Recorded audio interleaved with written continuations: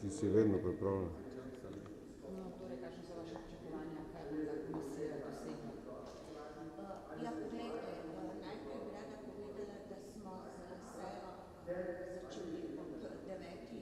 uri in še nismo slišali povsem vseh stališč, ravno poteka stališče Svobode, vendar pa na podlagi stališča stranke Levica, Nove Slovenije, SD-ja, lahko optimistično gledam v prihodnost,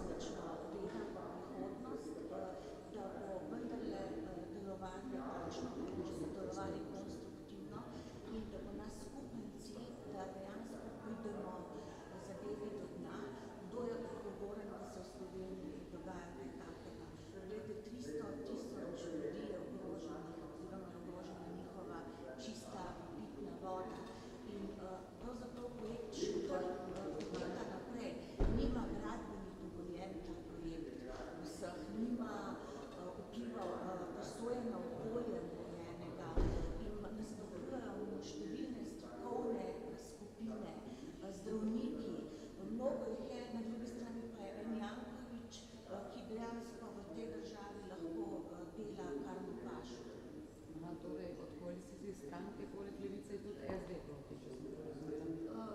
Poglejte, iz stališča je bilo moč razbrati, da nekako Levica in tudi SD ne nasprotujeta tej preiskovalni komisiji in upam, da to tudi pomeni, da bosta konstruktivno sodelovala v njej obe omenjeni stranki. Me pa še vedno žalosti, da Svoboda kot veliki zagovornik Jankovića še vedno ne vidi, da ima vendarle čista pitna voda prednost pred neko osko politično gledanostjo. To je nevarno, kajti ne gre samo za danes, gre tudi za naše potomce in če bomo enkrat uničili ta pomemben vodni vir, potem se nam ne piše dobro.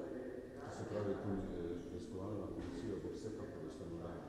Preiskovalna komisija bo tudi za našim dnem ustanovljena, dejstvo je, da imamo zadosti podpisov, z Novo Slovenijo smo ta predlog tudi vložili in mi bomo resno pristopili k delu, kajti želimo si, da se kaj takega ne dogaja danes v Sloveniji, da se tudi v prihodnje ne zgodi.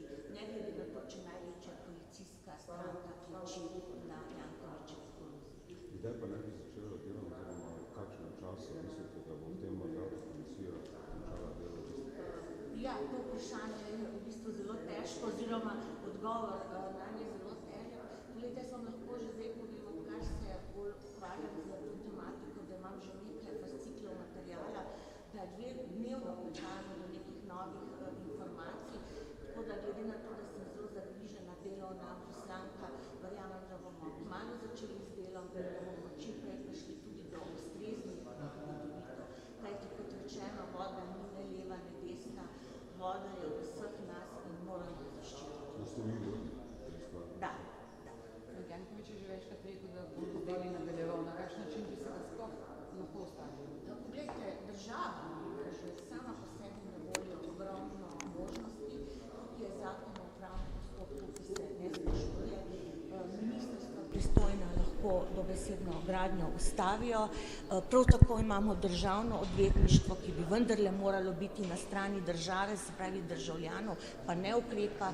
Imamo tožilstvo. Skratka, poglejte, vi boste postavila eno uto zraven svoje mogoče parcele ali hiše, pa vam jo bojo prišli jutri podred.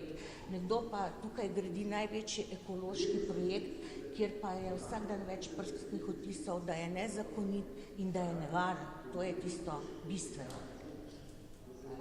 Hvala tudi vam. Da široko vam, da ste tako vsi čakali.